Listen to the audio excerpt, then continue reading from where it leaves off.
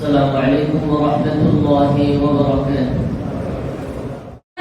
প্রতি মাসে 3টা রোজা রাখতেন আর শাবান মাসে অধিকাংশ সময় রোজা রাখতেন। ওই হিসেবে রোজা রাখতেন 13, 14, 15 তারিখ প্রতি সালের 13, 14, 15 তারিখ আমরা রাসূল সাল্লাল্লাহু আলাইহি ওয়াসাল্লাম রোজা রাখতেন। আমরাও আজকে 10 তারিখ 13, 14, 15 তারিখ পারলে এখন থেকে আমরা রোজা শুরু করে দিই। কেন?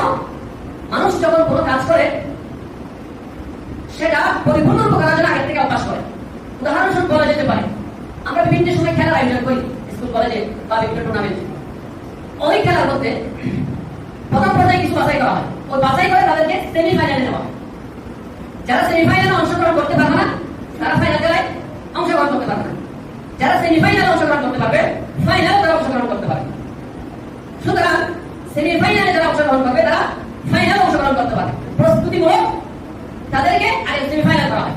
বান্দারাও যখন প্রস্তুতিমূলক শাবান মাসে রোজা রাখার অভ্যস্ত করবেন, বেশি রোজা রাখবে, আমল করবে, ওই আমলটুকু রমজান শরীফে গিয়ে রমজান মাসে গিয়ে তারা কষ্ট হবে না, অভ্যাসে পরিণত হয়ে যাবে। কারণ যখন চলে যায় ইলেকট্রিক সেটটা পড়ে না টেনশনের মতো হয়ে যায় পুরে ও আগের পেশায়। তদ্রুপ ভাবে বান্দারা যখন শাবান মাসকে গুরুত্ব দিবে রাসূলের মতো সাহাবায়ে কেরামের মতো রমজানে এসে তারা অলসতা লাগবে না, কোরআন তেলাওয়াত করার জন্য নতুন ভাবে উদ্যোগ নিতে হবে না, আগের থেকে আমল করা সেই প্রচেষ্টা আমরা কতটা আমরা দাস। কারণ আমরা জানি না এই যে শরীয়ত আমার কাছে আসছে কত কষ্টের মাধ্যমে আসছে। রাসূল আকরাম সাল্লাল্লাহু আলাইহি ওয়াসাল্লাম আমি আপনার জন্য কত কান্না করেছেন। আল্লাহু তাআলা নিজের মেয়ের জন্য কান্না করে না, নিজের ছেলের জন্য কান্না করে না, নিজের প্রতিবেশীর জন্য কান্না করে না, সবসময় উম্মত বলে কান্না করে। রাসূল আকরাম সাল্লাল্লাহু আলাইহি ওয়াসাল্লাম একবার মদিনা শরীফের মধ্যে নাই, 3 দিন যাবত রাসূল আকরাম সাল্লাল্লাহু আলাইহি ওয়াসাল্লামকে মদিনায় কাটা যাচ্ছে না। সাহাবায়ে কেরাম চিন্তিত হয়ে পড়লেন। হযরত ওমর রাদিয়াল্লাহু তাআলা আনহু দরবারে হাজির ঘোষণা দিলেন, ওহে মুশরিকরা, ওহে কাফেররা, শুনে রাখো যদি রাসূলের কিছু হয়ে থাকে আমি কোন কাফেরকে পৃথিবীতে বাঁচতে দিব না। সিদ্দিক আকবর রাদিয়াল্লাহু তাআলা আনহু শান্ত হয়ে বললেন, ওমর শান্ত হও, চলো রাসূল আকরাম সাল্লাল্লাহু আলাইহি ওয়াসাল্লামের খুঁজে বেরিয়ে পড়ি। আবু বকর এবং ওমর রাদিয়াল্লাহু তাআলা আনহু বের হয়ে পড়লেন, বের হয়ে মক্কা অভিমুখে রওনা করলেন।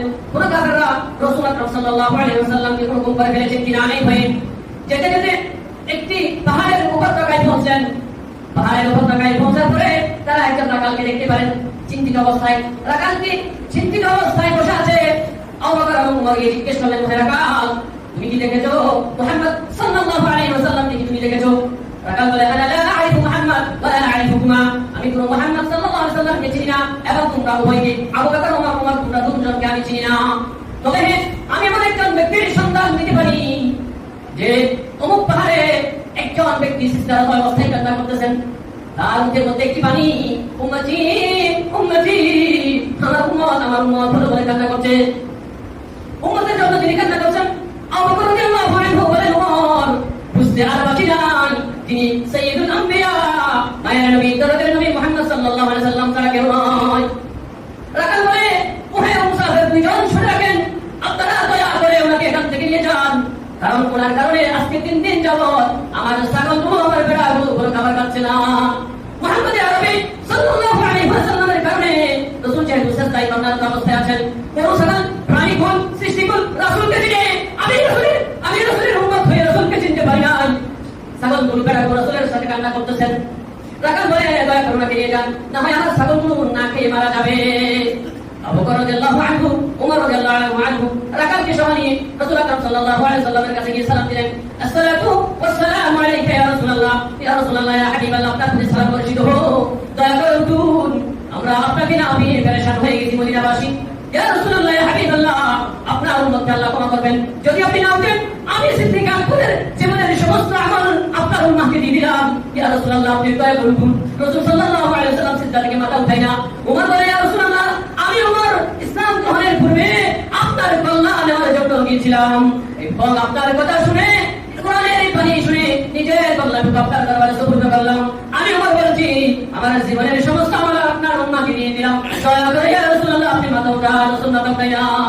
আবু বকর এবং ওমর চিন্তা হয়ে পড়লেন, কি করা যায়? তারা গেলেন, বললেন ফাতিমার কাছে যেতে হবে। ফাতিমা যে রাসূলের পরিবার টুকরা সন্তান, ফাতিমাকে কোনদিন না দেখে রাসূল ঘর থেকে বের হতেন না, এই জন্য ফাতিমাকে রাখবে। দুজন বেরিয়ে বললেন ফাতিমার কাছে যাওয়ার জন্য। প্রতিমধ্যে সাক্ষাৎ হলো হযরত আলী রাদিয়াল্লাহু তাআলা আনহুর সাথে। আলী রাদিয়াল্লাহু আনহুকে বললেন, রাসূলের সন্ধান পেয়েছি কিন্তু রাসূল উঠে না। আলী কাজ হবে না, আমরা বলেছি রাসূল উঠতে, রাসূল মাথা উঠায় না, চলো ফাতিমার কাছে যাই। ফাতিমা আবু বকরের কাছে, আবু বকর এবং ওমর আলী তিনজন মিলে ফাতিমার কাছে গেলেন। গিয়ে আলী রাদিয়াল্লাহু আনহু বললেন, ফাতিমা তোমার আপনার সন্ধান পেয়েছি। এমন কথা শুনে ফাতিমা রাদিয়াল্লাহু আনহা প্রথমে চমকে গেলেন। আলী রাদিয়াল্লাহু আনহু চিন্তিত অবস্থা দেখে, ও আলী আমার স্বামী, আপনি এত চিন্তিত কেন, কারণটা কি? আমার আব্বাকে কি কাফেররা শহীদ করে দিয়েছে। রাসূল আকরাম সাল্লাল্লাহু আলাইহি ওয়াসাল্লামের কলিজার টুকরা ফাতিমা খুব বেশি মহব্বত করতেন রাসূল আকরাম সাল্লাল্লাহু আলাইহি ওয়াসাল্লামকে। আলীকে বললেন, আলী কি আমার আব্বাকে কি কাফেররা শহীদ করে দিয়েছে? হযরত আলী রাদিয়াল্লাহু আনহু বলেন, শহীদ করে নাই, কিন্তু অবস্থা ভালো না, চলো তাড়াতাড়ি চলো, আমাদের সাথে চলো। ফাতিমা রাদিয়াল্লাহু আনহা তার কলিজার টুকরা দুই সন্তান হাসান এবং হুসাইন রাদিয়াল্লাহু আনহুমা তাকে সঙ্গে করে সেই পাহাড়ের উপর চড়ে গেলেন, যেখানে রাসূল সাল্লাল্লাহু আলাইহি ওয়াসাল্লাম উম্মতি উম্মতি বলে কান্না করতেছে। ফাতিমা দিয়ে বললেন, আব্বা আপনি কি আমাকে ভুলে গেলেন? আপনি না আমাকে না দেখে ঘর থেকে বের হতেন না, আজকে 3 দিন যাবত আপনাকে আমি দেখি না, আপনি আমাকে দেখছেন না। বাবা রে, দয়া করে মাথা উঠান। রাসূল আকরাম সাল্লাল্লাহু আলাইহি ওয়াসাল্লাম মাথা উঠায় না। ফাতিমা বলে, ইয়া রাসূলুল্লাহ, আমার আব্বা জান, আমার ফাতিমার জীবনের সমস্ত আমল আপনার উম্মতকে দিয়ে দিলাম, মাথা উঠান। রাসূল মাথা উঠায় না। ফাতিমা রাদিয়াল্লাহু আনহা চিন্তিত হয়ে পড়লেন, কি করা যায়? বড় করে ফাতিমা রাদিয়াল্লাহু আনহার মাথায় আসলো, আল্লাহ রাসূল সাল্লাল্লাহু আলাইহি ওয়াসাল্লাম আমার আব্বাকে পেশ করতে হবে। হাসান এবং হুসাইনের কথা, হাসান হুসাইনও রাসূল আকরাম সাল্লাল্লাহু আলাইহি ওয়াসাল্লামকে বললেন, দাদা জান মাথা উঠান, মাথা উঠান, মাথা উঠায় না। রব্বানা ফাতিমা বলে, আমি আমার হাসান হুসাইনকে আপনার উম্মতের দ্বীনের হেফাজতের জন্য কুরবান করে দিলাম। সুবহানাল্লাহ। এই কথা বলার পরে রাসূল আকরাম সাল্লাল্লাহু আলাইহি ওয়াসাল্লাম মাথা উঠাইলেন। আল্লাহ রাসূল ফাতিমাকে বলেন, ফাতিমা তুমি আমার কি করেছো? আমার আল্লাহ খুশি হয়ে আমার দোয়া কবুল করে নিয়েছেন। ফাতিমা বলে, আমি হাসান হুসাইন এবং হাসানকে দ্বীনের জন্য কুরবান করে দিলাম। সুবহানাল্লাহ। নিজের কলিজার টুকরা সন্তানকে দ্বীনের জন্য কুরবান করে দিয়েছেন। ওই কুরবানির বদৌলতে হাসান রাদিয়াল্লাহু তাআলা আনহুকে বিষ প্রয়োগের মাধ্যমে শহীদ করা হয়েছে এবং হুসাইন রাদিয়াল্লাহু তাআলা আনহুকে কারবালার প্রান্তরে মাথা থেকে শরীর থেকে মাথা দ্বিখণ্ডিত করার মাধ্যমে শাহাদাত বরণ করা হয়েছে। ইসলামের ইতিহাসে জঘন্যতম হত্যা করা হয়েছিল হুসাইন রাদিয়াল্লাহু তাআলা আনহুকে। তাদের কুরবানির বিরোধী আজকে আমাদের পর্যন্ত দিন এসেছে, আর আজকে আমরা কাফেরদের মধ্যে সময় কাটাচ্ছি। অথচ ইসলামের গাছের গোড়ায় যদি তার রক্ত না দিল, আজ পর্যন্ত ইসলাম আমাদের মাথা আসতো না। দিন আমরা পেতাম না, গরু ছাগলের মতো চতুষ্পাদ জন্তুর মতো আমরা জীবনযাপন করতাম। রাসূল আকরাম সাল্লাল্লাহু আলাইহি ওয়াসাল্লাম তায়েফের ময়দানে রক্তাক্ত হয়েছিলেন, সারা শরীর রক্ত মোবারকে জর্জরিত হয়ে গিয়েছিল এবং রাসূল আকরাম সাল্লাল্লাহু আলাইহি ওয়াসাল্লাম মক্কার মধ্যে নামাজ পড়তেছিলেন। আবু জাহেল তার মাথার মধ্যে উটের দাড়ি চাপিয়ে দিয়েছিল। এত কষ্ট সাহাবায়ে কেরাম নিজের জান দিয়ে দিয়েছেন। ইসলামের প্রথম শহীদা হযরত সুমাইয়া রাদিয়াল্লাহু আনহাকে 50 হাজার তীর নিক্ষেপ করে শাহাদাত বরণ করা হয়েছে। এত শাহাদাত, এত রক্ত উসমান রাদিয়াল্লাহু শাহাদাত বরণ করেছেন, ওমর রাদিয়াল্লাহু তাআলা শাহাদাত বরণ করেছেন। সাহাবাদের ইতিহাস বলুন, রক্ত মাখা ইতিহাস, সাহাবায়ে কেরামের ইতিহাস, ইসলামের কাছে রক্ত দেওয়ার ইতিহাস। সেই রক্তের বিনিময়ে আজকে আমাদের মাঝে দ্বীন এসেছে, ইসলাম এসেছে। আজকে আমরা কিভাবে কাফেরদের মধ্যে সময় কাটাচ্ছি। হাই হাই, রাসূলের কাছে যদি আমার আপন নাম পেশ করা হয়, রাসূল বড় কষ্ট পাবেন। এই জন্য আমাদের উচিত দ্বীনের প্রতি ফিরে আসা, দ্বীনের প্রতি ফিরে আসা। আমি যদি আপনাকে জিজ্ঞেস করি, ভাই আপনি নামাজ পড়েন না কেন, রোজা রাখেন না কেন, আপনি বলবেন ভাই পড়তে মন চায়। আপনাকে যদি জিজ্ঞেস করি রোজা পড়েন না কেন, ঘুম থেকে উঠতে পারি না, ঠিক একই ব্যক্তিকে যদি বলা হয়, ভাই আপনি ব্যবসা করেন, আজকে চারটায় যদি আপনি দোকান খোলা রাখেন, আপনার দোকান খোলা রাখেন বা আপনার ব্যবসা প্রতিষ্ঠান খোলা রাখেন, আপনি 5 লক্ষ টাকার মালিক হবেন। আপনি উঠতে পারবেন? লোকটি চিৎকার করবে, অবশ্যই উঠতে পারবো। কিভাবে? আপনি বলছেন নামাজের জন্য আপনি উঠতে পারেন না, এখন কিভাবে উঠেন? সে বলবে, ভাই আমি 5 লক্ষ টাকার জন্য রাতে ঘুমাবোই না, 5 লাখ টাকার জন্য রাতে ঘুমাবেই না। ও মুসলমান, রাসূল আকরাম সাল্লাল্লাহু আলাইহি ওয়াসাল্লাম বলেছেন, ফজরের 2 রাকাত সুন্নাহ, ফজরের 2 রাকাত সালাত দুনিয়া এবং দুনিয়ার মধ্যে যা কিছু আছে তার চেয়ে উত্তম। সুবহানাল্লাহ।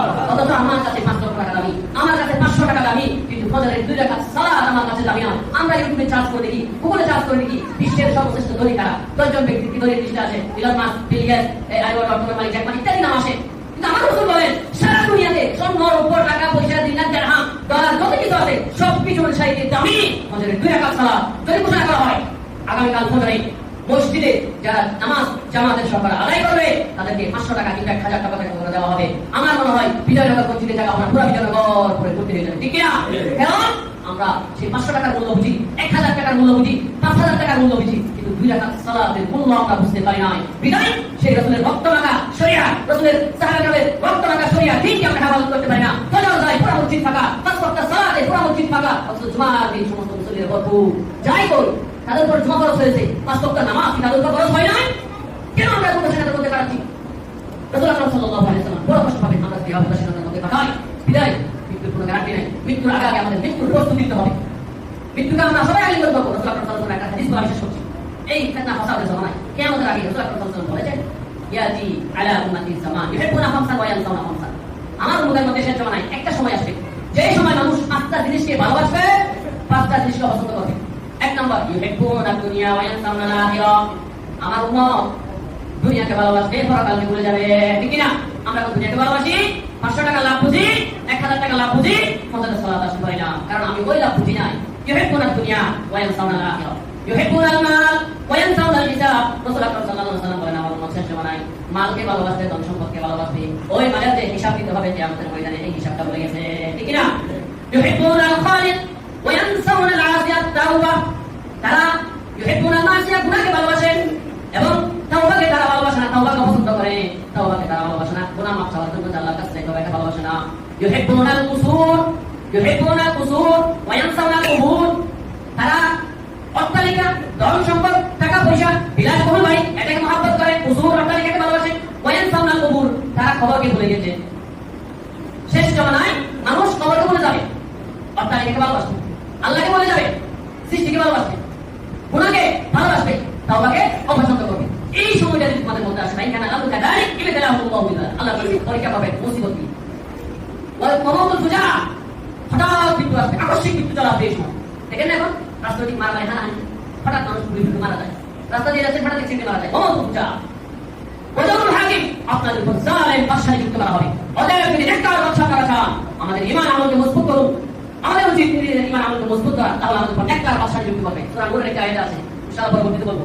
কয়েকটি ঘোষণা আছে, একটা ঘোষণা হলো সরকার একটি ঘোষণা পাঠানো হয়েছে যে হ্যাঁ ভোটের পক্ষে গণভোট, আমরা হ্যাঁ ভোটের পক্ষে একটা ভোট দিব, যে আমরা 12 তারিখ সারাদিন গণভোটের মধ্যে আমরা একটা হ্যাঁ ভোট দিব।